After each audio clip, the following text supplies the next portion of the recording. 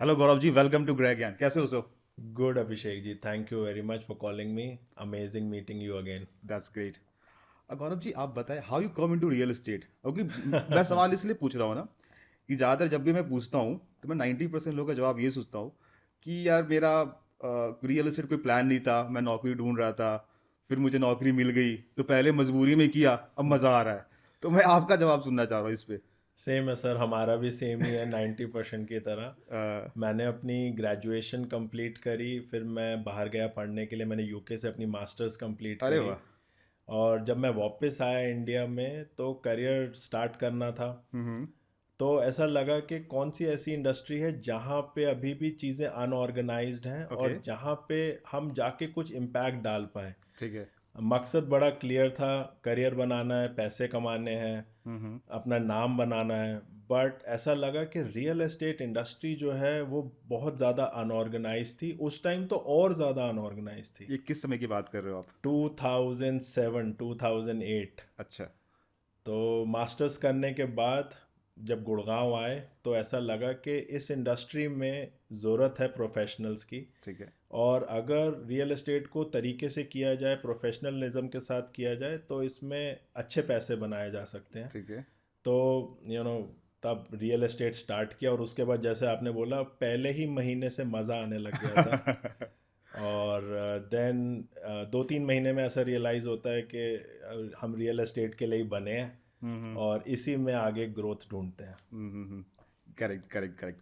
अच्छा, अभी अगर करंट मार्केट की बात करें तो एक बायर्स को बहुत दिक्कत होती है किसी तरह की इन्वेस्टमेंट ढूंढने में। वो कैसे पता करे कि कौन सी प्रॉपर्टी ओवर प्राइज्ड है अभी और ओवर प्राइज्ड नहीं है? भाई फॉरगेट कैसे करे? सर बायर्स के लिए सी डिफरेंट डिफरेंट है।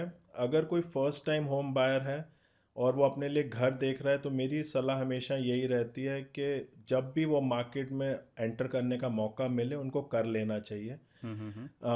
मार्केट ओवर प्राइज्ड है, अभी की मार्केट भी ओवर प्राइज्ड है। बट एक फर्स्ट टाइम होम बायर को ऐसा नहीं सोचना चाहिए, मेरे को ऐसा लगता है। ओके। जब भी उनका मन बना है तो अगर प्राइस ऊपर है नीचे है, अब कभी भी वो फर्स्ट टाइम होम बायर ना मार्केट को टाइम नहीं कर पाएंगे। अगर वो सोचें कि प्राइस गिरेंगे तब हम लेंगे, वो कभी भी नहीं हो पाता। स्टॉक मार्केट में भी ऐसे ही होता है, बहुत सारे लोग सोचते ही रह जाते हैं हम्म। बट वो ट्रेन हाथ से निकल जाती है। तो मेरे फादर ने हमेशा हमें यही सिखाया है कि गुड़गांव जैसी मार्केट में इट्स लाइक अ ट्रेन जो चल रही है, कंटिन्यूसली चलती जा रही है। हम्म। आप कब उस ट्रेन पे चढ़ जाते हो, कौन से स्टेशन पे आप ट्रेन पे चढ़ जाते हो, वो आपके लिए बेस्ट रहेगा। किसी भी स्टेशन पे चढ़ जाओ। हम्म। गुड़गांव जैसी मार्केट में क्या होता है, आप आज आपको प्रॉपर्टी महंगी लगेगी खरीदते समय, 6 महीने बाद ही आपको लगेगा कि यार अच्छा हुआ मैंने उस टाइम खरीद लिया था। अदरवाइज प्राइसेस और बढ़ जाते हैं। लेकिन मेरा मानना है कि कुछ प्रॉपर्टियां होती हैं ओवर प्राइज्ड। उसको कुछ कैसे हम पता करें कि ये प्रॉपर्टी ओवर प्राइस्ड है और ये प्रॉपर्टी ओवर प्राइस्ड नहीं है? मार्केट के सेगमेंट के हिसाब से, मार्केट के रेट के हिसाब से इस प्रॉपर्टी की कीमत बिल्कुल सही है और इस प्रॉपर्टी की कीमत मार्केट के हिसाब से थोड़े ओवर प्राइस्ड है। तो ये फर्स्ट टाइम बायर या फिर किसी बायर को ये कैसे पता चलेगा? सर, अगर आप ब्रांड के लिए जाओगे, अगर आप डीएलएफ के लिए जाओगे, एमआर के लिए जाओगे, या जितने भी टॉप लिस्टेड ब्रांड्स हैं, वो हमेशा अपना प्रीमियम चार्ज करते ही हैं। It's like any other industry. अगर ओके। आप शर्ट लेने भी जाते हो तो आपको एक लुई फिलिप की शर्ट थोड़ी सस्ती मिल जाएगी, बट अगर आप अरमानी की शर्ट लेने जाओगे तो वो आपको महंगी ही मिलेगी। Hmm. Same is in real estate. अगर आप ब्रांड के लिए जाओगे तो आपको प्रॉपर्टी उस समय लगेगा थोड़ी सी महंगी है, हम्म। बट जो सर्विसेज आपको मिलती हैं हम्म। या जो क्लब फैसिलिटीज़ या जो अमेनिटीज़ डीएलएफ एमआर देते हैं, वो फिर छोटे वाले बिल्डर्स डेवलपर्स नहीं दे पाते। सो ये आपका छोटे डेवलपर से क्या मतलब?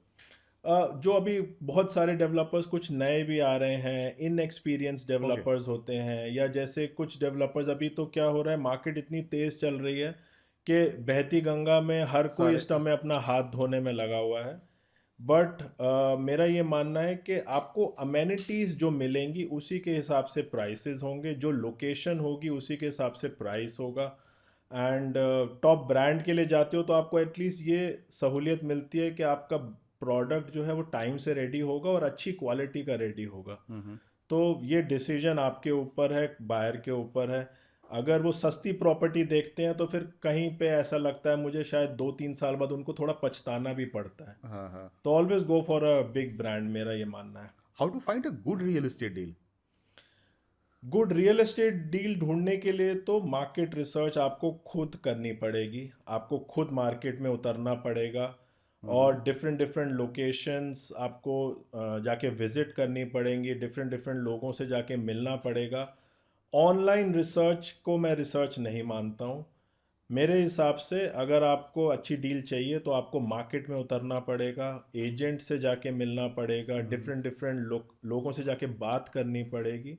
और जितनी ज़्यादा आपकी रिसर्च होगी उतने ही आप कोई अच्छी प्रॉपर्टी अपने लिए ढूंढ पाओगे। इस टाइम जो मार्केट है, इस टाइम की मार्केट में अच्छी डील ढूंढना बहुत मुश्किल है। मेरे हिसाब से प्राइसेस जो हैं वो बढ़ रहे हैं क्योंकि डिमांड बहुत ज़्यादा है, सप्लाई आज भी कम है। इसीलिए हम देखते हैं कि प्रोडक्ट लॉन्च हुआ और फर्स्ट वीक में sold day out, 3 sold out, day 4 sold out. या वो इसीलिए हो रहा है क्योंकि डिमांड बहुत ज़्यादा है। तो इस टाइम अच्छी प्रॉपर्टी ढूंढना, अच्छी डील ढूंढना थोड़ा सा मुश्किल है। इस टाइम अच्छी डील्स मिलेंगी आपको कमर्शियल के अंदर। अच्छा। अगर आज आप मार्केट में जाते हो ऑफिस स्पेस ढूंढने, या अगर आप जाते हो रिटेल शॉप्स ढूंढने, तो वहां आपको अच्छी वैल्यू डील्स मिल जाएंगी for an investor. Hmm. Home buyers के लिए इस टाइम थोड़ा सा मुश्किल है अच्छी डील ढूंढना। फिर भी जैसे देखो, आपने कहा कि मार्केट उतरना पड़ेगा, डेवलपर से मिलना पड़ेगा, एजेंट से मिलना पड़ेगा। हर कोई अपनी चीज़ तो अच्छी कहेगा सर। बिल्कुल। आप किसी डेवलपर के पास जाओ, उसकी रेकी करो, तो जाहिर सी बात है कि वो बताएंगे भाई मेरी प्रॉपर्टी सबसे अच्छी या है। या फिर जिस एजेंट को जो प्रॉपर्टी बेचनी हो, वो एजेंट कहेगा ये प्रॉपर्टी सबसे अच्छी है। एग्री। तो फिर तो एक कन्फ्यूज़न आ गया। नहीं, इसीलिए मैं कह रहा हूँ कि मार्केट में खुद उतरना पड़ेगा। हाँ, जब आप जाके साइट देखोगे सबकी, हर डेवलपर अपनी चीज़ को अच्छा बोलेगा, बट बिल्कुल जब आप बोलेगा। साइट पे जाओगे तो आप जाके कंपेयर कर पाओगे। चेकलिस्ट क्या होगा? चेकलिस्ट में सर आई वुड से लोकेशन बहुत ओके। मैटर करती है। आपको जाके डिफरेंट डिफरेंट लोकेशंस देखनी पड़ेंगी और डिफरेंट डिफरेंट जाके बिल्डर्स देखने पड़ेंगे। तो अच्छा बिल्डर होना चाहिए, अच्छी लोकेशन होनी चाहिए, अच्छा पेमेंट प्लान होना चाहिए, बैंक्स कौन कौन से बैंक्स उसको लोन दे रहे हैं, ये सब चीज़ें आपको चेकलिस्ट में आएंगी। बट कंपैरिजन आपको करना पड़ेगा इस टाइम, आपको खुद उतरना पड़ेगा और जाके डिफरेंट डिफरेंट बिल्डर्स की जब आप साइट देखोगे तो मेरा ये मानना है कि साइट पे जाके ना खुद ही एक फील आती है। हम्म। मैं अपने क्लाइंट को कैसे सजेस्ट करता हूँ कि आप मेरे साथ चलो, मैं आपको 10 साइट दिखाऊंगा और 10 साइट के बाद आपसे फीडबैक लूंगा कि आपको कौन सी अच्छी लगी, आपको कौन सी अच्छी नहीं लगी। हर क्लाइंट की डिफरेंट रिक्वायरमेंट होती है, हर क्लाइंट की डिफरेंट नीड होती है। तो जब आप वो देखेंगे तब वो खुद बता पाएंगे कि उनको उनके बजट के हिसाब से कौन सी प्रॉपर्टी उनको ज़्यादा अच्छी लगी। ओके। सो लोकेशन तो फिजिकल आप जाके देख सकते हो। अगेन बिल्डर्स पे थोड़ा सा ये है कि बिल्डर्स के हम लोकेशन दे सकते हैं, फिर डेप्थ डाउन बिल्डर को कैसे कर सकते हैं, उसके बुक्स तो हम देख नहीं सकते। या तो उस पे कैसे चेकलिस्ट हम बनाए?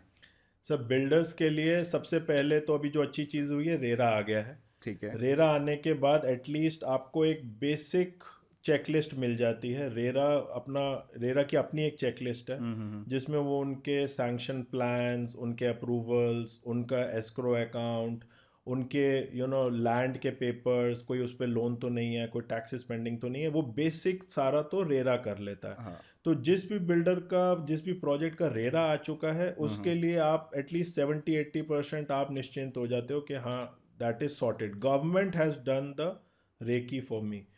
बट उसके बाद आपको क्या करना है, बिल्डर्स के पास्ट प्रोजेक्ट्स जाके देखने चाहिए, ओके। उन्होंने पहले क्या क्या डिलीवर किया है, उनकी क्या क्वालिटी है। मैं तो लोगों को ये भी सजेस्ट करता हूँ कि आप उनमें जो रेजिडेंट्स रह रहे हैं उनसे जाके बात करो, वो आपको अंदर की बात बताएंगे कि क्या उसमें अच्छा था, क्या उसमें बुरा था। तो वहाँ पे जाके उनके पास्ट प्रोजेक्ट्स, उनकी पास्ट हिस्ट्री, उनके पास डिलीवर्ड प्रोजेक्ट्स, वो सब देखना बहुत ज़्यादा ज़रूरी है। उनके बैंक अकाउंट में जाके हम नहीं देख पाएंगे, बिल्कुल सही बात है। बट उन्होंने क्या क्या डिलीवर किया है, वो कितने सक्सेसफुल प्रोजेक्ट्स हैं, उन पे कितना अप्रिसिएशन है, वो सब हम देखा और जा मार्केट सकता में है। उसमें रेट क्या था और रीसेल वैल्यू क्या है, उससे ये समझ में आता है कि प्रॉपर्टी कितना अप्रिशिएट भी किया है। बिल्कुल बिल्कुल। और जिस कस्टमर ने रहना है उसके लिए आसपास की अमेनिटीज़ क्या है प्रॉपर्टी की, वो ज़्यादा मायने रखती हैं। तो अब जैसे अगर आप एमआर की किसी प्रॉपर्टी में जाओगे, उनका क्लब हाउस वगैरह देखोगे, या डीएलएफ का क्लब हाउस देखोगे, या इवन सेंट्रल पार्क का क्लब हाउस देखोगे, हम्म। तो वो अपने मुंह से बोलते हैं, हाँ। They have delivered the best club houses in the world. Okay. So वहाँ से आपको बिल्डर की साइकी और बिल्डर क्या सोच का वहाँ से जाके पता चलता है। What are the common mistakes, realistic mistake to avoid जब कोई अपनी प्रॉपर्टी देख रहा हो या परचेज करने का प्लान कर रहा हो?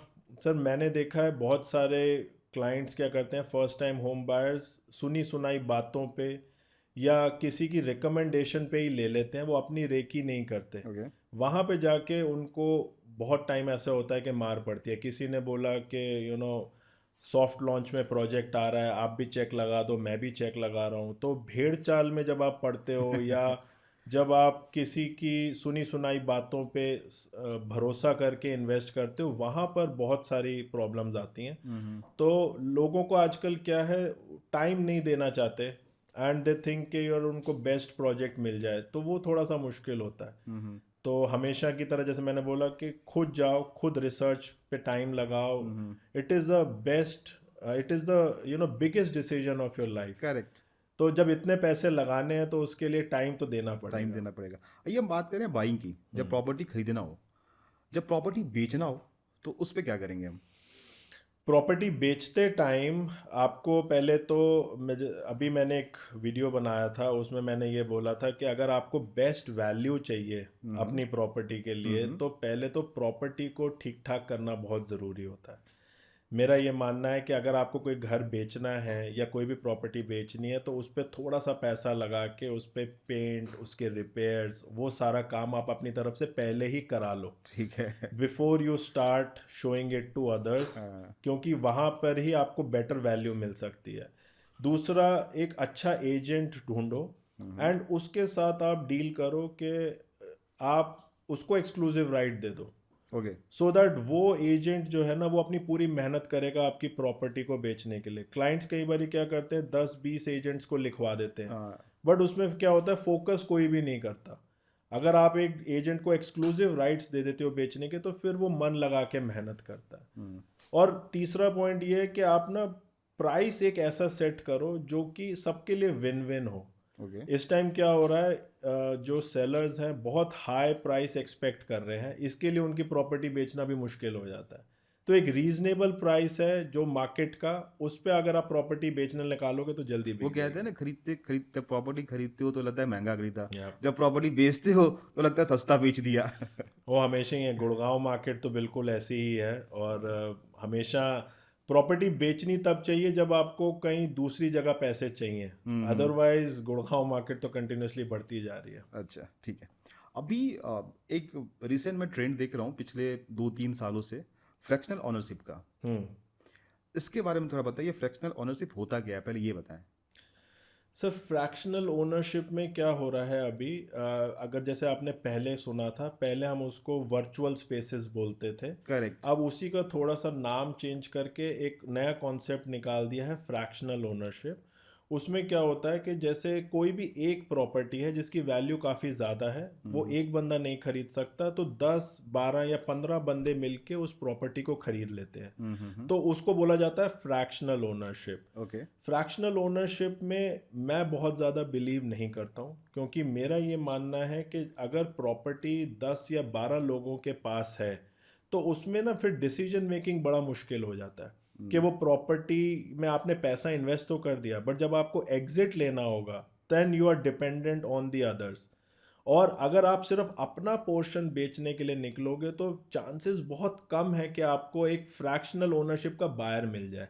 फ्रैक्शनल ओनरशिप में घुसना तो बहुत आसान है, बट फ्रैक्शनल ओनरशिप से एग्जिट लेना और प्रीमियम लेना वो बड़ा ही मुश्किल काम है, मेरे को ऐसा लगता है।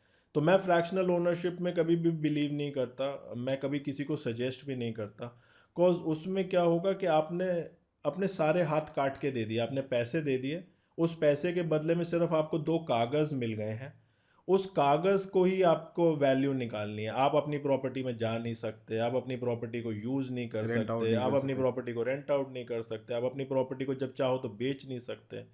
तो अभी India is not ready for fractional ownership. US में ये चलता है, बट उसमें भी जो आपकी रिटर्न है ना बड़ी नॉमिनल सी ही आती है अभी। मेरे को लगता है इंडिया इज नॉट रेडी। एक ओके। चीज और अभी आजकल बहुत आ रही है, रीट, रीट, मेरा अगला सवाल उसी का ही था। Real estate trust. हाँ। वो भी उसी तरह का ही कुछ है, बट रियल एस्टेट ट्रस्ट में क्या हो रहा है, बड़े डेवलपर्स जो हैं रीट निकाल रहे हैं, हाँ। तो at least you can trust that developer. आप जो है उस डेवलपर के ऊपर पैसा लगा रहे हो, बट उसमें भी एग्जिट लेना मेरे को लगता है कि बहुत मुश्किल हो जाएगा आने वाले मैं टाइम में। वापस उसी पे आता हूँ, फ्रैक्शनल ओनरशिप पे आता हूँ। फ्रैक्शनल ओनरशिप से आपको ये नहीं लगता कि जो कस्टमर अभी, सपोज कि कोई 5 करोड़ की प्रॉपर्टी है, अगर कस्टमर उसको नहीं ले पा रहा, बाई नहीं कर पा रहा है, वही प्रॉपर्टी आपको 20 लाख रुपए मिलती है, तो एटलीस्ट हर लोग रियल एस्टेट में इंटर तो कर सकता है फ्रैक्शनल ओनरशिप से। मैंने बताया एंटर करना तो बहुत आसान है, बट एग्जिट, अगर किसी का भी बजट 20-30 लाख होता है तो मैं उनको सजेस्ट करता हूँ then they should look for other investment option. Okay. Real estate is not meant for 20-30 lakhs। मेरे पास अगर ऐसे कोई क्लाइंट आते हैं मैं तो उनको सीधा बोलता हूँ सर एफडी करा लो, या सर सीधा जाके आप एसआईपी कर लो, या आप स्टॉक मार्केट में म्यूचुअल फंड ले लो। आई एम वेरी क्लियर, मैं फर्स्ट डे से बड़ा क्लियर हूँ ओके। कि रियल एस्टेट आपके लिए नहीं है। या तो आप लोन लो, या फिर आप पैसे और थोड़े से जोड़ के फिर रियल एस्टेट में एंटर करो, because real estate is a big ticket value correct. And it is a long term investment. मतलब रियल एस्टेट को कभी भी ऐसा नहीं सोचना चाहिए कि आज लूँगा और 6 महीने में बेच दूंगा या 1 साल में बेच दूंगा। अगर आप वैसा सोच रहे हो तो आपके फंडामेंटल्स ही फिर गलत है। Okay. You have to take it for a longer period of time. तो जो बेचारा जिसके पास 20 लाख रुपए हैं, अगर वो उसको आपने एंटर करा दिया किसी फ्रैक्शनल ओनरशिप में और उसको खुदा ना खास्ता पैसे की ज़रूरत पड़ गई, तो वो एग्ज़िट नहीं मिलेगा उसको, और वहाँ पे वो उसके हाथ बिल्कुल फंस जाएंगे। इसीलिए मतलब गुड़गांव जैसी सिटी में तो अब बिलीव मी 1.5 करोड़ में भी कुछ नहीं कुछ आता। नहीं आता। अब तो अगर आपको रियल एस्टेट में एंटर करना है तो 2 करोड़ रुपए आपको मिनिमम चाहिए टू मिनिमम गेट अ चाहिए। गुड प्रॉपर्टी जिसमें आपको एप्रिसिएशन भी मिले। हम्म। तो ऐसा नहीं है ना कि 20 लाख हैं और कहीं ना कहीं लगाने हैं, तो then go for a mutual fund. Okay. कोई बिगनर्स अगर कोई पहली बार कोई रियल एस्टेट इन्वेस्टमेंट देख रहा हो, तो उसके लिए क्या सजेशन है? बिगिनर्स के लिए रेजिडेंशियल हमेशा बेस्ट रहता है। ओके। एंड सबसे पहले तो मैं सबको सजेस्ट करता हूँ कि पहले तो अपना घर खरीदो, या एक अपनी रियल एस्टेट इन्वेस्टमेंट ज़रूर होनी चाहिए सबकी। एंड वो शुरुआत में रेजिडेंशियल सेफ रहता है। रेजिडेंशियल थोड़ा सा एक लॉन्ग टर्म के लिए आप खरीद सकते हो, ओके। और उसमें आपको बैंक लोन बड़े इजीली मिल जाते हैं। अच्छा। तो बिगिनर्स के लिए they should go for a 2 bedroom 3 bedroom apartment और a builder floor, and either they can use it for self और उसको रेंट पे भी चढ़ाएं जैसे भी हैं। बट बैंक लोन लेके अपनी पहली प्रॉपर्टी ले लेनी चाहिए। आजकल तो सर आप मानोगे 25-30 साल के बच्चे भी अपनी प्रॉपर्टी खरीद रहे प्रॉपर्टी हैं। खरीद रहे हैं। फर्स्ट टाइम इन्वेस्टमेंट वो बहुत अर्ली स्टेज पे ही स्टार्ट कर रहे हैं, बिकॉज पैकेजेस हाई हैं, लोन उनको बड़े इजीली मिल जाते हैं। तो that is the right way to go. Okay. Okay. Okay.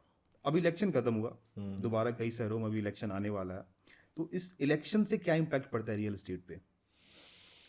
Election का देखो डायरेक्ट तो कोई रियल एस्टेट पे इम्पैक्ट नहीं सरकार पड़ता। बदलने से कुछ तो इम्पैक्ट पड़ता होगा सर। हाँ, सरकार बदलने से क्या होता है कि पॉलिसी चेंजेस बहुत सारे नए नए आ जाते हैं। इलेक्शन से पहले बहुत सारे फ़ायदे मिल जाते हैं, जैसे हरियाणा को अभी फ़ायदा मिल गया। हाँ। हरियाणा में जो चौथा फ्लोर था इतने टाइम से रुका हुआ था, पॉलिसी क्लियर नहीं हो रही थी, सब लोग वेट कर रहे थे, और इलेक्शन से पहले 1 महीना पहले अब फर्स्ट फ़ायदा मिल फ्लोर। गया। हाँ। तो ये इलेक्शन का सब लोग वेट कर रहे थे कि इलेक्शन से पहले ये चौथा फ्लोर खुले, और वैसा ही हुआ। इलेक्शन होने के बाद अब डिपेंड करेगा कि कौन सी गवर्नमेंट आती है। अभी थोड़ा सा डाइसी लग रही है सिचुएशन, अभी कुछ भी क्लियर नहीं है कि यहाँ किसकी सरकार बनेगी। अब मैं हरियाणा की बात कर रहा हूँ कि हाँ, हरियाणा में आप क्या देखते हो अभी? हरियाणा में सर सिचुएशन अभी तो डाइसी है, जो मैं लोगों से सुन रहा मैं अभी हूँ। देख रहा हूँ सिचुएशन बहुत डाइसी है, अभी बहुत आप क्लियर नहीं कर सकते हो, तो क्लियर किसी कुछ का भी नहीं, पक्ष बहुत मजबूत नहीं दिख रहा है। किसी का भी नहीं दिख रहा। और मैं जिससे भी बात कर रहा हूँ सब यही कह रहे हैं कि अभी भी कुछ भी क्लैरिटी नहीं है। बट ये जो न्यूज़ आई है ये बहुत अच्छी न्यूज़ आई है। आई एम होपिंग कि इस कौन न्यूज़ सी से न्यूज़? जो चौथा फ्लोर अलाउ अच्छा, एस कर प्लस दिया, फोर की बात कर रहे हो? चौथा फ्लोर अलाउ कर दिया गवर्नमेंट ने, उसकी वजह से हो सकता है एक पॉजिटिव सेंटिमेंट थोड़ा सा अभी करंट सरकार को चला जाए, हाँ। बट अभी भी क्लैरिटी कुछ नहीं है। बट इलेक्शन के बाद जो हमने देखा है, पॉलिसी चेंजेस काफ़ी सारे होते हैं हम्म। एंड होपिंग के बेटर होगा। अभी इलेक्शन के बाद मेरे को ऐसा लगता है कि गुड़गांव में कम से कम 100 न्यू लॉन्चेस आने वाले हैं इलेक्शन के बाद? इलेक्शन के बाद, कम से कम, क्योंकि रेरा जो है रुका हुआ है सबका। हाँ। पहले इलेक्शन आ गए सेंटर के, अब ये स्टेट के इलेक्शन आ गए, तो रेरा के बहुत बड़ा बैकलॉग चल रहा है ओके। और बहुत बड़े बड़े डेवलपर्स हैं जो अपने रेरा की वेट कर रहे हैं। मेरा ये मानना है कि 100 न्यू लॉन्चेस आप देखोगे गुड़गांव में जस्ट आफ्टर द इलेक्शन। ये तो बहुत बड़ी न्यूज़ है। बहुत बड़ी न्यूज़ है और सप्लाई अब भर भर के आने वाली है। ओके, ठीक है, ठीक है। अफोर्डेबल हाउसिंग अभी करंट जो पार्टी थी उनकी चली थी, प्रधानमंत्री आवास योजना। थोड़ा उसके बारे में बताइए, प्रधानमंत्री आवास योजना होता क्या है और इससे लोग फायदा कैसे उठा सकते हैं? सो अभी बीजेपी गवर्नमेंट ने जो स्कीम निकाली थी, बहुत अच्छी स्कीम थी, जिसमें उन्होंने बोला कि हर एक बंदे के पास अपना घर होना मकान होना चाहिए। चाहिए, ठीक। उसके लिए उन्होंने स्पेशल लाइसेंसेस दिए थे अफोर्डेबल हाउसिंग के, जिसमें एटलीस्ट एक छोटा घर, 500-600 स्क्वायर फीट का घर, बहुत रीजनेबल रेट पे 20-25 लाख रुपए के रेट में मिल रहे थे। एंड उसके अंदर बैंक लोन्स भी इजीली अवेलेबल थे और बिल्डर को भी फ़ायदा मिलता था, कि उस बिल्डर को एक्स्ट्रा इंसेंटिव मिल जाते थे गवर्नमेंट की तरफ से for affordable housing. Okay. But land इतनी एक्सपेंसिव है गुड़गांव में कि आज के टाइम पे तो अफोर्डेबल हाउसिंग अब बजट में ही नहीं आती, क्योंकि लैंड इतनी एक्सपेंसिव होती जा रही है। अगर कोई बिल्डर आज के रेट पे लैंड खरीदेगा तो वो अफोर्डेबल हाउसिंग डिलीवर ही नहीं कर सकता। एंड आई थिंक गवर्नमेंट ने भी अभी फ्रेश लाइसेंसेस देने तो बंद कर दिए हैं और उसका। पुराने लाइसेंस जिनके पास है वो अब बना सकते हैं, नए उन लाइसेंस हाँ अभी नहीं मिल रहे। हाँ, पुराने लाइसेंस के तो काम चल ही रहा है, बट उसके पीछे जो सोच थी वो बहुत अच्छी थी कि एटलीस्ट हर किसी के पास एक मौका होना चाहिए घर खरीदने का। एंड बहुत सारे जो लो इनकम ग्रुप वाले लोग थे, उन्होंने भी घर खरीदे थे अफोर्डेबल हाउसिंग के अंदर। तो हो सकता है अब इलेक्शन के बाद उसके बाद दोबारा कुछ शायद रिविजिट करें। मुझे लगता है कि इलेक्शन में अगर पावर शिफ्ट होता है तो ये वापस से आ सकता कुछ नहीं कह सकते सर, इलेक्शन के बाद क्या होगा अभी है। बताना बड़ा मुश्किल है। What are the impact of interest rates on real estate? तो बैंकों का इंटरेस्ट रेट फ्लक्चुएट होते रहता है, तो उससे क्या इम्पैक्ट पड़ता है रियल एस्टेट पे? इंटरेस्ट रेट का तो डायरेक्ट इम्पैक्ट है जी। जैसे इंटरेस्ट रेट नीचे होते हैं तो लोगों की बाइंग कैपेसिटी बढ़ जाती है और लोन लेना अफोर्डेबल हो जाता है। तो इंटरेस्ट रेट का तो डायरेक्ट इम्पैक्ट है रियल एस्टेट के ऊपर। अभी यूएस गवर्नमेंट जैसे जैसे इंटरेस्ट रेट कम करेगी, वैसे वैसे इंडियन गवर्नमेंट भी इंटरेस्ट रेट कम करेगी। हमारे आरबीआई को भी रेट कम करना है यहाँ पे। तो जब प्रॉपर्टी के प्राइसेस की डिमांड होती है तो इंटरेस्ट रेट का तो डायरेक्ट इम्पैक्ट है उसके ऊपर। ओके। अभी करंट सिनेरियो क्या कहता है? अभी तो इंटरेस्ट रेट काफ़ी हाई हैं। हम्म। कोविड के टाइम पे सबसे लोएस्ट पे टच कर गए थे और आपने भी देखा है कैसे लोगों ने उस टाइम भर भर के प्रॉपर्टी लिए, क्योंकि लोन बड़े इजीली अवेलेबल इसलिए थे अवेलेबल और थे। बैंक्स बांट रहे थे लोन। हम्म। बट उसके बाद फिर जैसे ही आरबीआई की पॉलिसी थोड़ी टाइट होनी शुरू हुई, इंटरेस्ट रेट बढ़ने शुरू हुए। अब तो इंटरेस्ट रेट इस समय काफ़ी हाई हैं, ऑलमोस्ट 7-8% से भी ऊपर चले गए हैं। तो अभी बट रियल एस्टेट फिर भी बढ़ ही रहा है। अगर इंटरेस्ट रेट कम हुए तो डिमांड और बढ़ने लग जाएगी फिर ओके। प्रॉपर्टीज़ की। ओके, आते हैं सबसे इंटरेस्टिंग टॉपिक पे, renting versus buying. What's your take? जैसे मैंने कहा, हर किसी का एक घर तो ज़रूर होना चाहिए, हाँ, हाँ। उसमें मैं एग्री नहीं करता। बहुत सारे मेरे क्लाइंट्स क्या बोलते हैं कि हमने वो पैसा जो है स्टॉक मार्केट में इन्वेस्ट स्टॉक कर दिया मार्केट है में? और रियल एस्टेट से बेटर रिटर्न स्टॉक मार्केट देता है। हाँ। बट मैं उसमें एग्री नहीं करता हूँ। मेरे क्लाइंट्स ये भी कहते हैं कि प्रॉपर्टी प्राइसेस इतने हाई हैं, उसी प्रॉपर्टी का रेंट बहुत कम है। हाँ। बट एक साइकोलॉजिकल जो हमारा बैक ऑफ द माइंड होता है और एक हमारा जो कंफर्ट होता है वो एक घर से ही आता है। तो एटलीस्ट एक घर तो सबके पास अपना ज़रूर होना चाहिए, अपने लिए नहीं तो अपनी फ्यूचर जनरेशन के लिए, अपने किड्स के लिए। It's like a pillar. अगर आप एक घर खरीदते हो तो वो फ्यूचर में आपके लेगेसी बन जाती है, आप अपने बच्चों को भी पास ऑन करके जाते हो। मैं ऐसे ऐसे क्लाइंट्स को जानता हूँ जिन्होंने लाइफ में सारे गलत डिसीजन लिए, बट एक अच्छा डिसीजन उन्होंने लिया प्रॉपर्टी खरीदने का। हम्म। और जितने भी उनको बिजनेस में लॉसेस हुए, जितने भी उनको जॉब में लॉसेस हुए, वो सब रियल एस्टेट ने कवर करके दे दिए। हम्म। गुड़गांव जैसी सिटी में अगर आपने 4 करोड़ का एक घर खरीदा जो आज 12 करोड़ का हो चुका है, तो आपने लाइफ में जितने भी गलत डिसीजन लिए हो, एटलीस्ट आपके पास आपकी wealth side by side create हो रही है, जिसके लिए हम्म। आपको कुछ नहीं करना। लोग इससे फाइनेंशियली कैलकुलेशन में बहुत घुस जाते हैं। मैं देखता हूँ कि 7 करोड़ का मकान है, ठीक है, 1.5 लाख रुपया रेंट है, ठीक है, 2% आ रहा है। ऐसे मैं अगर बैंक को दूँ 8% दूंगा, 6% बचाऊंगा, 6% स्टॉक में डालूंगा, वो स्टॉक बढ़ जाएगा। ये कैलकुलेशन और कुछ लोग तो ऐसे करते हैं कि मैंने अभी पैसा स्टॉक में डाल दिया है, जैसे ही हाँ, स्टॉक मार्केट से मेरे को पैसा रिटर्न आएगा, अच्छी एप्रिसिएशन आएगी, मैं तब रियल एस्टेट में एंटर करूंगा। हाँ, बट वो टाइम कभी आ ही नहीं पाता। हाँ, बहुत टाइम, बहुत सारे लोग तो हमेशा एक चेजिंग गेम में ही लगे रहते हैं। उनको लगता है अभी 5 करोड़ का घर है, मेरे पास 4.5 है, बस 50 लाख और कमा लो। हाँ। जैसे ही उनके पास 5 होते हैं तब तक घर 5.5 का हो जाता है, फिर उनको लगता है बस 50 लाख और कमा और लो। कमा लूँ। फिर वो 5.5 पे जाते हैं, तब तक घर 6 का हो जाता है। तो अभी हम्म। पिछले 3-4 साल से तो यही हो रहा है। हम्म। तो इसीलिए मैंने आपको शुरू में कहा था कि जब भी मौका मिले रियल एस्टेट में एंटर कर जाओ। क्योंकि बेसिक फंडामेंटल्स मैं आपको बताता हूँ, इंडिया की पॉपुलेशन तो कम नहीं हो रही, नहीं हो रही। ठीक है, वो कंटिन्यूसली बढ़ती जा रही है। और लैंड और आ नहीं रही, ठीक हम्म। है, लैंड तो जितनी है उसी पे डेवलपमेंट होनी है। इंडिया की इकोनॉमी रुक नहीं रही, करेक्ट। ठीक है। इस समय वर्ल्ड की जो फास्टेस्ट ग्रोइंग इकोनॉमीज है उसमें इंडिया आती है। और मेरा ये मानना है अगले 10 साल 15 साल इंडिया की बूम स्टोरी अभी बची हुई है। हम्म। तो इन सब फंडामेंटल्स को देख के मुझे लगता नहीं कि प्रॉपर्टी में कुछ गिरावट आएगी। अगर आती भी है तो बहुत टेम्पररीली आती है, बहुत छोटे टाइम के लिए आती है, उसके बाद फिर प्राइसेस बढ़ने शुरू हो जाते हैं। तो मार्केट को टाइम नहीं कर पाओगे। जब भी मौका मिले, लोन लेना पड़े, फ्रेंड्स एंड फैमिली से लेना पड़े, प्रॉपर्टी ले लेनी चाहिए। हाँ। So buying is your preference. 100%, 100%।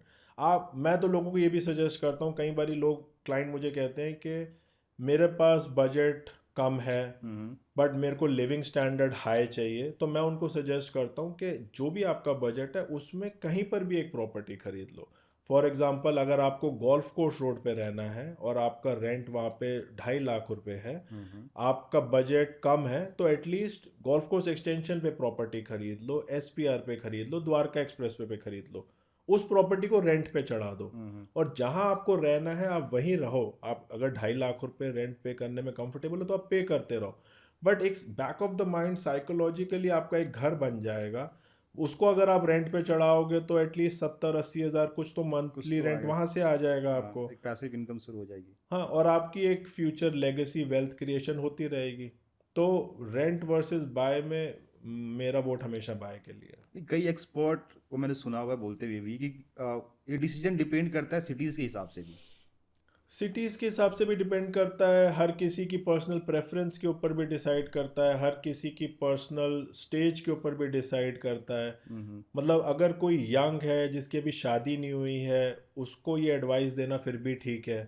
But जिसकी शादी हो चुकी है, जिसके फैमिली है, बच्चे हैं, उनके लिए तो I think by is always a better decision. Hmm. And city wise भी मैं तो कहता हूँ कहीं पर भी ले लो। अच्छा। बहुत सारे लोग तो ऐसे हैं जो कहते हैं हम ओरिजिनली हमने अपनी सिटी में घर ले लिया है, तो मैं हाँ, कहता हूँ वो भी ठीक है। हाँ।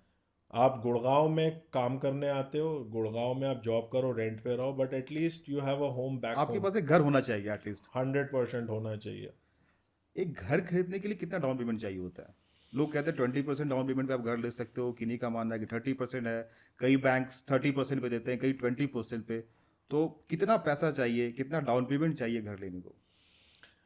सी 20-30% अगर आपके पास है तो बाकी आपको बैंक लोन मिल जाएगा। ओके। आपके पास रीपेइंग कैपेसिटी होनी चाहिए, आपकी पर मंथ रेंटल, आपकी पर मंथ इनकम होनी चाहिए, तो बैंक आपको लोन दे देगा। आप अपनी जेब से 20% डाल के भी अपनी फर्स्ट इन्वेस्टमेंट स्टार्ट कर सकते हो। हम्म। बट वेटिंग गेम थोड़ा सा मुश्किल हो जाता okay. Okay. Is real estate always a guaranteed investment और इट कैन बी रिस्की? है। शॉर्ट टर्म में it can be ups and downs, okay. Fluctuations आते हैं, प्राइसेस ऊपर नीचे ज़रूर होते हैं। रिस्की इन द सेंस कि अगर आपने यू नो सस्ते के चक्कर में छोटा बिल्डर ले लिया, या रेरा आए बिना पैसे इन्वेस्ट कर दिए, तो रिस्क वहाँ पर जाकर आता है। अगर आपने किसी ऐसे बिल्डर के ऊपर पैसा लगा दिया जो सस्ता दे रहा था बट वो बिल्डर ही भाग गया, वो आपको रिस्क है रियल एस्टेट में। अदरवाइज अगर आप एक ready to move in property ले रहे हैं, आंखों के सामने रेडी है, अच्छी प्रॉपर्टी है, तो रियल एस्टेट कभी भी रिस्की नहीं होता। ओके। और रियल एस्टेट में हमेशा लॉन्ग टर्म इन्वेस्टमेंट अगर आप करोगे तो पैसे कमाओगे ही कमाओगे, उसमें कोई दो राय नहीं है। नहीं, अभी जो करेंट ट्रेंड्स देख रहा हूँ, सो काफ़ी रियल एस्टेट एजेंट्स या फिर काफ़ी डेवलपर ही पिच कर रहे हैं कि सर 10% पे एग्जिट ले लो। आप अगर 4 करोड़ का मकान है तो मुझे 50 लाख रुपया पेमेंट करो, अगले 6 महीने में आपको एग्जिट मिलेगी, आपको 25 लाख रुपए की प्रॉफिट होगी। तो ये कितना सच है और कितना मिलावट है? मैं कभी भी ऐसे झूठे वादों में नहीं फंसता, और मैं कभी किसी को ऐसे झूठे वादे करता भी नहीं हूँ। मैं कहता हूँ कि आपके पास at least 50-60% of the property value होनी चाहिए, ठीक है। बैकअप में ही भले रखो। हम्म। ठीक है, अगर आपको एग्जिट मिल गया तो बहुत अच्छा है, आपकी किस्मत है। और ऐसा टाइम आता है, जैसे 2021, 22, 23 जितने लोगों ने इन्वेस्ट करा सबको एग्जिट मिल गया, बट वो हमेशा नहीं होता। It's once in a decade वाला सिनेरियो होता है। रियल एस्टेट में ज़रूर सबको मौका मिलता है पैसे कमाने का, बट आपके पास बैकअप होना चाहिए। या तो आपके पास लोन की कैपेसिटी होनी चाहिए, या आपके पास अपना 50-60% बैकअप में रखो। एग्जिट मिल गया तो बहुत अच्छा है, बट अगर एग्जिट ना मिला तो ऐसा ना हो कि जो पैसे लगाए थे वो भी बिल्डर ने फोरफिट कर लिए। एग्जिट करे कब? राइट टाइम क्या होगा एग्जिट का? राइट टाइम जितना लंबा रखो उतना अच्छा है। अच्छा। जितना आप प्रॉपर्टी को रख सकते हो उतना आपको ज़्यादा एप्रिसिएशन वो दे के जाएगी। अगर आप शॉर्ट टर्म में खेल रहे हो तो फिर तो बायर आपको अगर 1 साल में मिल जाता है तो आप एग्जिट कर सकते हो, बट उसको एग्जिट करके फिर आप दूसरी प्रॉपर्टी में इन्वेस्ट करोगे, फिर तो आप फ्लिपिंग में ही लगे रहोगे। तो अगर अच्छी प्रॉपर्टी है जिससे आपको अच्छा रेंटल आ रहा है तो उसको होल्ड ऑन करके रखना चाहिए। एंड अगर आपकी मल्टीपल इन्वेस्टमेंट्स हैं तो then you should go for commercial. Okay. मेरा ये मानना है कि कमर्शियल जो आपको रेंटल्स दे सकता है या एप्रिसिएशन दे सकता है उतना रेजिडेंशियल नहीं दे पाता। ओके। ठीक है, ठीक है। What the role of technology in real estate? Technology sir बहुत बड़ा मेजर एक रोल प्ले कर सकता है। अभी बहुत कुछ खास टेक्नोलॉजी मुझे दिख नहीं रहा है रियल एस्टेट में। इंडिया के अंदर नहीं है। अगर आप इंडिया से बाहर जाते हो, यूएस जाते हो, इवन दुबई जाते हो, तो आपको वहाँ पे टेक्नोलॉजी मिलेगी। वहाँ पे बहुत बड़े बड़े प्लेटफॉर्म्स हैं जो एजेंट्स की भी प्रॉब्लम सॉल्व कर रहे हैं और एंड यूजर्स की भी प्रॉब्लम सॉल्व कर रहे हैं। इसीलिए वहाँ पे जो है ना, मार्केट बहुत बड़ी है। इंडिया के अंदर टेक्नोलॉजी अभी बहुत नेसेंट स्टेज पे है। अभी लोग अडॉप्ट नहीं कर रहे हैं टेक्नोलॉजी को रियल एस्टेट के अंदर। अगर आप देखो तो हर इंडस्ट्री ने टेक को अडॉप्ट कर लिया है। बिल्कुल सही बात है। अगर आप सोचो हम आज से 5 साल पहले कैसे खाना ऑर्डर करते थे और आज हमें कितनी कन्वीनियंस हो गई है, कितना आसान हो गया है। जोमेटो स्विगी घर तक खाना दे के जाते हैं। हम पहले कैसे कैब बुक करते थे और अब हम कैसे क्या कितनी आसानियत हो गई है सबको। बट रियल एस्टेट में अभी भी टेक लोग अडॉप्ट नहीं कर पा रहे हैं, क्योंकि अभी तक जितने भी प्लेटफॉर्म्स आए ना उन सब ने मार्केट को डिसरप्ट करने की कोशिश करी। जैसे नो ब्रोकर आया, जैसे 99 एकड़ मैजिक ब्रिक्स हैं। इनका मानना था कि हम रियल एस्टेट में ट्रांजैक्शन में से ब्रोकर को हटा देंगे और बायर और सेलर की डायरेक्ट डील करा डील करा देंगे। देंगे। बट 15-17 साल से ये लोग कोशिश कर रहे हैं, ऐसा नहीं कर पाए हैं। तो मेरा ये मानना है कि मार्केट को आप डिसरप्ट नहीं कर सकते, बल्कि जो एग्जिस्टिंग प्लेयर्स हैं मार्केट के, अगर आप उनको एम्पावर करते हो। अगर आपको इस रियल एस्टेट इंडस्ट्री में चेंज लाना है ना, तो सबसे पहले जो ब्रोकर है, जो रियल एस्टेट एजेंट है, जो इस एक वैल्यू देता है आपको, जो ट्रांजैक्शन को पूरा थ्रू एंड थ्रू करवाता है, उसको अगर आप टेक देते हो या उसको अगर आप एम्पावर करते हो, तो फिर भी बेटर चांस है कि इस इंडस्ट्री में कुछ चेंज आएगा। तो टेक का हमेशा क्या होता है, tech is a enabler. Tech हमेशा काम करता है जो भी करंट प्रोसेस है उसको और बेटर करने के लिए।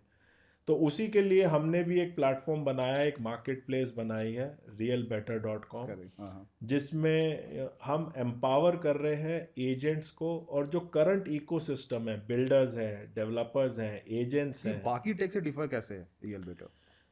बाकी प्लेटफॉर्म जैसे मैंने बोला ब्रोकर को हटाने के लिए बनाए गए थे, रियल बेटर बनाया गया है इस इंडस्ट्री के एजेंट्स को एम्पावर करने के लिए। ओके। हमारा ये मानना है कि अगर आप एजेंट को हेल्प करते हो, उसकी डे टू डे प्रॉब्लम्स को सॉल्व करते हो, तो वो अपने क्लाइंट को ज़्यादा बेटर सर्व कर पाएगा। क्योंकि एजेंट ही, वो कहते हैं ना, बीच का सूत्रधार एजेंट सूत्रधार ही होता है। ही है। हर ट्रांजैक्शन में, भले बाय और सेल हो, भले रेंटिंग हो, हाँ, अगर आपको एक अच्छा एजेंट मिल जाता है तो आपकी ट्रांजैक्शन बड़ी नैया पार है। स्मूथली हो जाती है और आपको हाँ, अच्छी वैल्यू भी मिलती है। हाँ, और वो एजेंट आपसे चार्ज क्या करता है? हार्डली 1%। 1%। तो एजेंट को मैं कहता हूँ कभी भी बाईपास करने की कोशिश नहीं करनी चाहिए, बल्कि अगर उस एजेंट को अगर आप एम्पावर करो हम्म। तो इस इंडस्ट्री में चेंज आ तो पाएगा। ये रियल बेटर कैसे एम्पावर करेगा एजेंट को, इसमें क्या ऐसा फीचर्स है? सो रियल बेटर क्या करता है, एक एजेंट के पास अगर एक बायर है तो हम्म। उसको वेरीफाइड प्रॉपर्टीज देता है। ओके। जितनी प्रॉपर्टीज उसके क्लाइंट देखना चाहे उसको उतनी मैचेस मिल जाते हैं। अच्छा। अगर उसको अपार्टमेंट्स चाहिए, प्लॉट्स चाहिए, विलास चाहिए, बिल्डर फ्लोर्स चाहिए, वो सब उसको वहाँ पे मिल जाते हैं। इंटरेस्टिंग। सो एक एजेंट को अगर प्रॉपर्टी ढूंढने में 2 हफ्ते 3 हफ्ते लगते हैं, तो हम्म। हमारे प्लेटफॉर्म पे उसको इंस्टेंटली मिल जाते हैं। सो हमारा क्या मानना है कि एक प्रॉपर्टी ट्रांजैक्शन को क्यों 3 महीने 4 महीने लगे, क्यों हम उस ट्रांजैक्शन को ख़त्म नहीं कर सकते 10 दिन के अंदर, 15 दिन के अंदर? ताकि वो सेलर का, बायर का, एजेंट का, सबका टाइम सेव हो जाए। सबका टाइम सेव हो, सबको बेटर वैल्यू मिले, सबको ओके। मैक्सिमम ऑप्शंस मिले। Same is with the seller. अगर हम्म। आपको अपनी प्रॉपर्टी बेचनी है और अगर आपकी प्रॉपर्टी पूरे दिल्ली एनसीआर के एजेंट्स को हम दिखा पाएँ और जिसके पास बायर है उससे हम आपको कनेक्ट कर पाएँ, तो दोनों की ट्रांजैक्शन जल्दी हो स्मूथ जाएगी, भी हो जाएगी। स्मूथ हो जाएगी। Okay, okay. सो जब प्रॉपर्टी खरीदते हैं, there are many hidden cost जो कस्टमर को पता नहीं होता है। मैं चाहूंगा कि आप एक थोड़ा हाईलाइट करें वो हिडन कॉस्ट क्या है, और वो कस्टमर को पता होना चाहिए एटलीस्ट प्रॉपर्टी लेने से पहले। अगर आप प्राइमरी प्रॉपर्टी की बात कर रहे हाँ, हैं तो प्राइमरी की बात कर रहा हूँ। प्राइमरी में क्या होता है, बिल्डर्स बाइफरकेशन करता है। वो आपको समझाते हैं लेने के टाइम पे, उनको समझाना चाहिए एक बायर को लेने के टाइम पे। नॉर्मली क्या होता है, बीएसपी होता है, फिर पीएलसी होता है, प्रेफरेंशियल लोकेशन चार्जेस होते हैं, कार पार्किंग होता है, then there are GST, government के टैक्सेस आ जाते हैं उसके अंदर। बिल्डर आपको पूरा बाइफरकेशन देता है। रेरा के नॉर्म्स में ये लिखा है कि अब आपको एक फिक्स्ड वैल्यू देनी है, ओके। बिल्डर को एक फिक्स्ड वैल्यू देनी है बायर को, ताकि बायर को पता हो कि उसको कितने पैसे देने हैं। कि कस्टमर का बजट अगर 2 करोड़ का है ना, तो मैं देखता हूँ कि मैं भी रोज कस्टमर डील कर रहा हूँ। 2 करोड़ का बजट है, जब कस्टमर ऑन टेबल बैठता है और जब कस्टमर क्लोजर पे पहुंचता है, तो वो 2 की प्रॉपर्टी उसको 240 की पड़ती है। बिल्कुल पड़ जाती है। तो फिर वो अरे ये तो 2 करोड़ में आ रही थी। तो देयर इज हिडन कॉस्ट जो मैक्सिमम कस्टमर को पता नहीं है। सर टैक्सेस ही देख लो ना आप। जैसे जीएसटी है, 5% जीएसटी पड़ जाता है रेजिडेंशियल में। हाँ, तो 5% सुनने में अच्छा लगता है, बट करोड़ों के ऊपर 5% भी लाखों में पहुंच जाता है। करेक्ट। ठीक है, और अगर हम कमर्शियल की बात करें तो 12% 12% की जीएसटी है। जीएसटी है। तो वो तो अगर आपने 1 करोड़ की दुकान ली है तो वो आपको 1 करोड़ 12 लाख तो वैसे ही हो गई खाली जीएसटी से फिर ही। 5 6 7% की रजिस्ट्री है। वो स्टैम्प ड्यूटी आपको देनी है। बट पोजेशन के टाइम पे भी बहुत सारे खर्चे होते हैं, बिजली का meter, sewer charges, occupation charges, बहुत सारे खर्चे हैं। तो वो पार्ट एंड पार्सल है रियल एस्टेट का। अगर आपने घर खरीदा है तो देन मैं तो क्लाइंट को ये भी कहता हूँ कि उसके बाद भी आपके खर्चे बहुत सारे हैं, आपने फर्नीचर भी लेना है। आजकल अगर आप पर्दे लेने जाओ तो पर्दे ही लाखों के आ जाते हैं। तो वो सारी कॉस्ट तो है, एक घर खरीदते समय एक बार तो टाइट होना पड़ता है। अभी गवर्नमेंट्स का एक स्मार्ट सिटी मिशन चल रहा है। हाँ। मैं चाहूंगा आप थोड़ा उसको हाईलाइट करिए कि स्मार्ट सिटी मिशन है क्या। स्मार्ट सिटी मिशन, क्योंकि हो क्या रहा है, मेट्रो सिटीज़ के अंदर पॉपुलेशन अट्रैक्ट हो रही है, सारे के सारे वहाँ आ रहे हैं, तो कॉन्सेंट्रेशन बहुत बढ़ता जा रहा है। जैसे दिल्ली एनसीआर, मुंबई, बैंगलोर में अगर आप जाओ तो कॉन्सेंट्रेशन बहुत बढ़ता जा रहा है। तो गवर्नमेंट का एक लॉन्ग टर्म विजन है कि छोटी सिटीज़ को भी स्मार्ट सिटीज़ बनाया जाए, छोटी सिटीज़ को भी प्रमोट किया जाए with infrastructure, with technology, okay. With wifi and all the basic amenities जो मेट्रोज में हैं। वही अमेनिटीज़ अगर छोटी सिटी को भी दी जाए तो वो भी ग्रो कर पाएंगी, प्रॉस्पर कर पाएंगी। और वहाँ पर भी जॉब क्रिएशन गवर्नमेंट बनाना चाहती है, सो दैट जो सिटीज़ की तरफ मेट्रो के ऊपर जो प्रेशर बढ़ता जा रहा है वो थोड़ा सा डिवाइड हो जाए।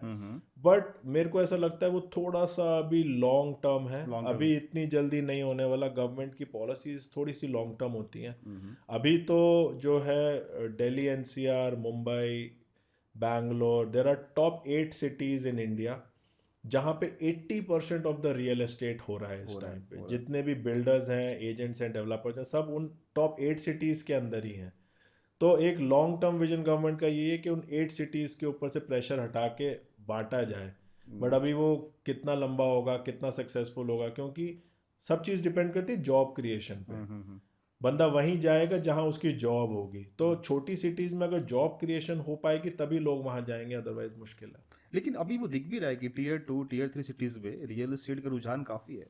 बिल्कुल है, क्योंकि यहाँ पे प्राइसेस इतने बढ़ते जा रहे हैं, तो लोगों को लग रहा है कि हम टीयर 2 टीयर 3 में भी इन्वेस्ट कर दें तो हो सकता है वहाँ पे भी कुछ फ़ायदा मिल जाए।